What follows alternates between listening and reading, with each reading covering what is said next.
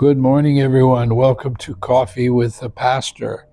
Well, this morning we're continuing our walk through the Bible as what is God doing to prepare and protect the saints in the end days? Well, one is to grant us discernment. Now, discernment means we know which way the wind is blowing, we know what's going on, and we can hear God's voice.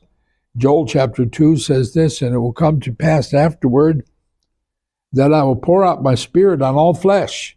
Your sons and your daughters shall prophesy, your old men shall dream dreams, and your young men shall see visions. And also my men servants and on my maidservants I will pour out my spirit in those days. Well, those days are upon us, and what we're seeing is that he's going to pour out his spirit, and when he pours out his spirit, we're going to have spiritual discernment, that we will know what we're supposed to do. So in addition to a certain discernment, greater works. In John 14, he talks about the greater works that Jesus does. Most assuredly, I say to you, he who believes in me, the works that he will do also, and greater works than these he will do, because I go to my Father. And whatever you ask in my name, that I will do, that the Father may be glorified in the Son. If you ask anything in my name, I will do it.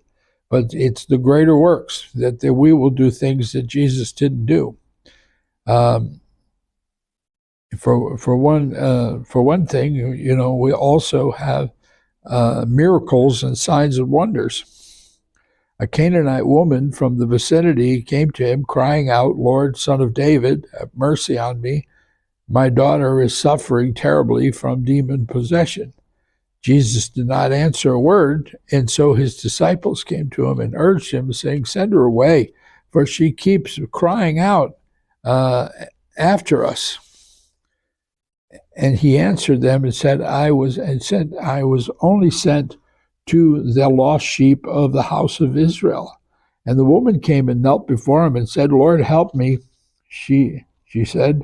He replied, "It is not right to take the children's bread and toss it to the dogs."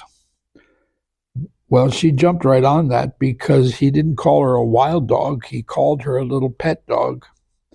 And she picked up on that and came back and said, "Yes, Lord, but even the dogs eat the crumbs that fall from the master's table." And then Jesus answered, "Woman, you have great faith. Your request is granted," and your daughter was healed and her daughter was healed that very hour. So healing belongs to us. It is the children's bread. Psalm 30 says, "O Lord, my God, I cried out to you, and you healed me. You brought my soul up from the grave."